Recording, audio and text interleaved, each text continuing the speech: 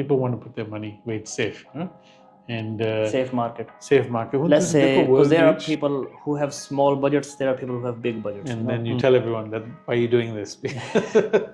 Welcome back to the show. ਆਪਣੀ life ਦੇ ਵਿੱਚ ਕਦੇ ਨਾ ਕਦੇ ਅਸੀਂ ਇੱਕ ਇਨਵੈਸਟਮੈਂਟ ਕਰਦੇ ਹਾਂ ਜੋ ਕਿ ਪ੍ਰੋਪਰਟੀ ਦੀ ਹਮੇਸ਼ਾ ਹੁੰਦੀ ਹੈ, ਅਤੇ ਉਸ ਦੇ ਵਿੱਚ ਇੱਕ ਬਹੁਤ ਇੰਪੋਰਟੈਂਟ ਚੀਜ਼ ਹੈ ਜੋ ਕਿ ਹੈ ਲੋਕੇਸ਼ਨ। ਕਿਉਂਕਿ ਜੇ ਲੋਕੇਸ਼ਨ ਠੀਕ ਨਹੀਂ ਹੈ, ਉਹ ਤੁਹਾਡੀ ਗਰੋਥ ਲੌਂਗ ਟਰਮ ਦੇ ਵਿੱਚ ਰੋਕ ਸਕਦੀ ਹੈ ਅਤੇ ਜਾਂ ਫਿਰ ਤੁਹਾਨੂੰ ਪੁੱਟ ਬੈਕ ਕਰ ਸਕਦੀ ਹੈ ਕਈ ਸਾਲ। ਅਤੇ ਇਸ ਚੀਜ਼ ਲਈ ਅੱਜ ਸਾਡੇ ਕੋਲ ਬਹੁਤ ਸਪੈਸ਼ਲ ਬੰਦੇ ਆਏ ਹੈ, ਬਹੁਤ ਸਪੈਸ਼ਲ ਪਰਸਨ ਹੈ। He is at the pinnacle of the real estate industry among the agents, ਅਤੇ ਮਲਟੀਪਲ ਅਵਾਰਡ ਜਿੱਤ ਚੁੱਕੇ ਹੈ। ਉਹਨੇ ਟੀਮ ਹੈ ਬਹੁਤ ਤਕੜੀ, ਉਹ ਵੀ ਮਲਟੀਪਲ ਅਵਾਰਡ ਜਿੱਤ ਚੁੱਕੇ ਹੈ। ਪਿਛਲੇ ਸਾਲਾਂ 300 ਹਾਊਸ ਦੇ ਲਾਗੇ ਸੇਲ ਕੀਤੀ। ਪਿਛਲੇ 4-5 ਸਾਲਾਂ ਤੋਂ back to back top 50 agents ਵਿੱਚ ਆ ਰਹੇ ਹੈ ਨੇਸ਼ਨ ਵਾਈਡ, ਅਤੇ ਲਾਸਟ ਈਅਰ 2023 ਵਿੱਚ ਉਹ ਰੈਂਕ 6 ਸੀ। Please welcome Rash Dhanjal from team Rash. Welcome. Thank you. Thank you very much. Thank you, Ji. I really appreciate. It's an honor that you are with us. ਤੁਸੀਂ ਸਾਨੂੰ ਥੋੜ੍ਹੀ ਮੌਕਾ ਦਿੱਤਾ, ਅਸੀਂ ਤੁਹਾਡੇ ਵਿਊ ਲੈ ਕੇ ਲੋਕਾਂ ਨੂੰ ਦੱਸ ਸਕੀਏ। ਹਾਂਜੀ। ਅਤੇ ਚਲੋ ਆਪਾਂ ਅੱਜ ਲੋਕਾਂ ਨੂੰ ਵੈਲਿਊ ਦੇਣ ਲਈ ਇਹ ਗੱਲ ਕਰਦੇ ਹਾਂ ਕਿ ਹਾਂ ਵੀ ਹੁਣ ਸਾਨੂੰ ਪਤਾ ਕਿ ਇੱਥੇ so many people have equities in their houses now. ਹਾਂਜੀ। And Perth is growing. Yep. Now a lot of them are going to be making investments. Mm-hmm. And Perth is in a really good spot. Mm-hmm. So it's been a long time since the Perth household can actually say I have maybe $300,000-400,000 equity. ਬਹੁਤ time ਹੋਇਆ।